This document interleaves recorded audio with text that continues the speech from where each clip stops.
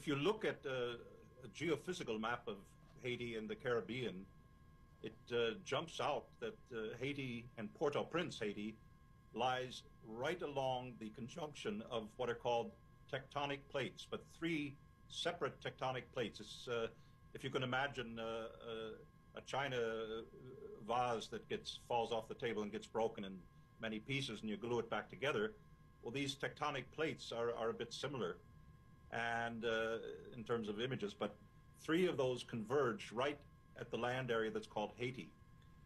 And generally where we have such conversion of tectonic plates, we have a great amount of geophysical motion, energy, and so forth. They tend to be along, in the Pacific you have the Ring of Fire, which is literally the ring of volcanic activity. Indonesia is in one such zone. The Saudi Arabia and the giant oil fields of the Middle East from Kuwait and so forth, the Persian Gulf, are another such convergence of such plates.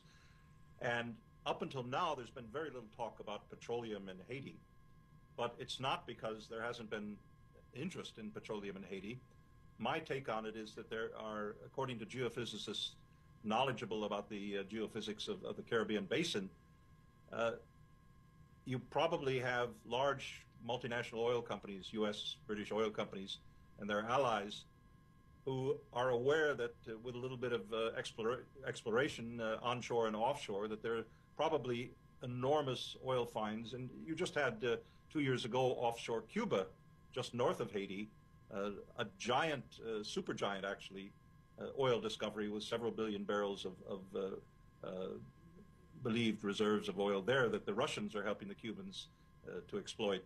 So it stands to reason that the same geological fault line of these tectonic plates, the Caribbean plate, the North American plate, and the South American plate, they all converge north of Venezuela and in the area that's called Haiti. That also makes Haiti ripe for other unusual minerals such as uranium, gold, and so forth. And I my own sense from talking with geophysicists on this whole Haiti question is that Haiti is probably one of the undeveloped treasures of mineral wealth on the planet. Now, why do you think it's been so undeveloped for so long? Because there's been some suggestions of oil and perhaps other minerals, if I understand correctly, even as far back as the 1970s. Mm-hmm. Well, I think for the following reason. As I wrote in an earlier book, A Century of War, Anglo-American Oil Politics, the question for the United States and Britain since World War II, the question of oil reserves around the world has not been an economic question, a business question of developing new oil fields to sell it at so many dollars a barrel for the profit of Exxon Mobil, Chevron, whatever. But it has been a geopolitical question. It's been one of the power pillars, if you want to call it that, of the United States power projection in the post-World War II world. The United States, through its control of the Middle East oil supplies, especially Saudi, Kuwait, earlier control of Iran when the Shah was in power, that gave the United States an enormous weapon over the European economies, over the world economy actually, and over the Soviet Union during the Cold War era, because they had the power, by controlling the quantities of oil in the world market, to raise the price of oil at their behest, and also, as they did in 1986, to collapse the price of oil.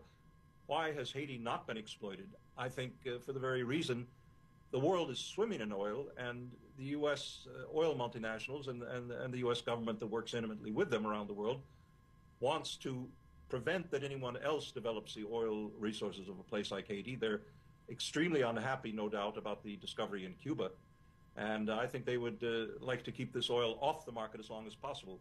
Haiti, for them, is a stone's throw away, and they could develop it anytime they had need. But to keep it off the development market, I think, is their strategy, strategic.